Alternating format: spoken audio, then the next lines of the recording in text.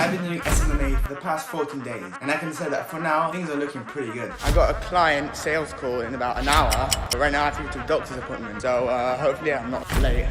In this video, I'll explain how I got my first client, what niche I'm in, and some tricks that I learned along the way to get that client within that time period, and of course being 100% transparent along the way.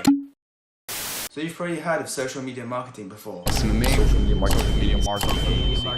How it's the best online business to start in 2022, especially with the upcoming recession. Well, we don't know, but yeah. Because of the high profit margin, the virtually inexistent startup costs, and how you only need a few clients to make a lot of money. If we compare it to dropshipping, for example, which is another popular online business to start, and with a lot of gurus out there. Tomorrow, you're gonna be able to go out and buy a Lamborghini. Well, let's say you want to make $10,000 a month, and an average profit margin of around 20%, because it goes to product costs and it goes to paid advertising. So you'll need to make around $50,000 in sales to make that 10K. Whereas if we compare to an agency, you only need around 10 clients to be able to get to that 10K mark. And that's including the contractor fees if you employ someone. But you don't even have to do that. You can do all the agency services yourself with an even higher profit margin, so close to 100%. Watering my plants, it's blessings, it's part of my success. If you've seen a couple of my previous videos, I explained my dropshipping experience, and I've had somewhat of a success, but I've never had enough money to go into paid advertising for any of my products. Got the guy yet? Oh, it's still broke.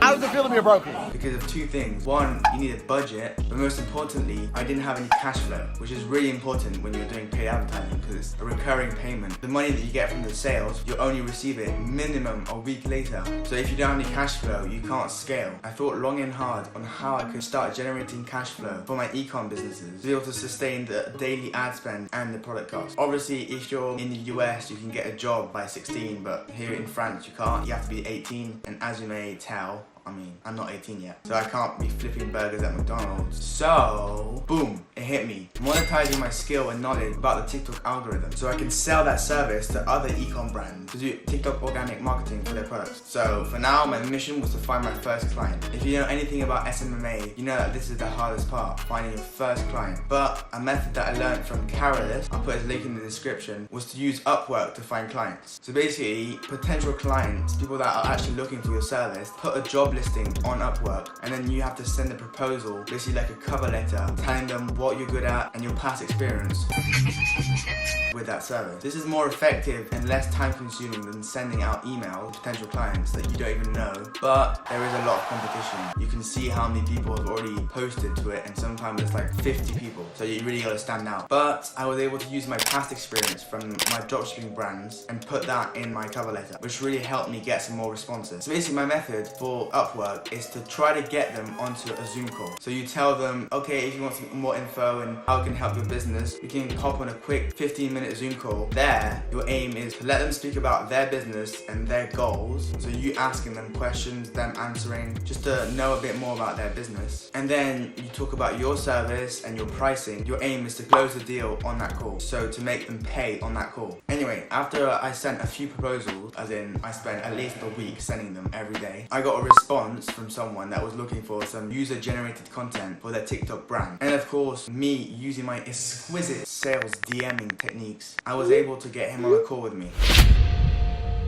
I got a client sales call in about an hour, but right now I have to go to the doctor's appointment, so hopefully I'm not late.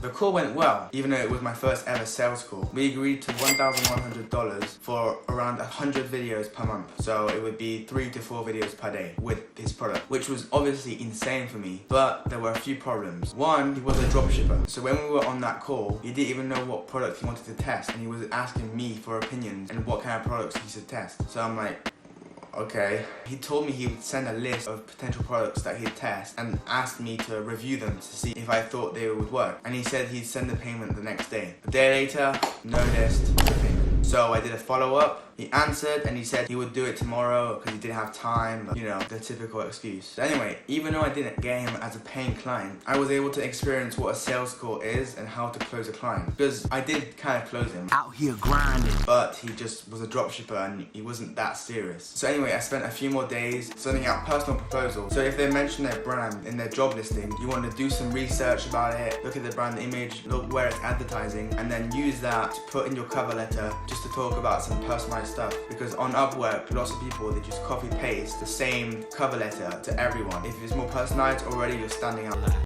Another thing on Upwork is when you see a job listing, you want to go only to brands and not to agencies. So brands that are looking for freelancers to do directly the work. Because agencies, they'll pay you less, that's obvious. But not only that is sometimes they'll contact you and you'll do an agreement, but then they won't employ you until the next month. So you're kind of wasting your time. After sending around 15 proposals, I found this French guy and he owned a French clothing brand and he needed some UGC content for his ads and also just for organic. Already this was way better than the last guy because this guy had been running ads for years and he needed UGC content. So here I was telling him I can go viral with his brand. I won't reveal the name of the brand, but it's basically selling football shirts with manga. And in France, manga is pretty popular.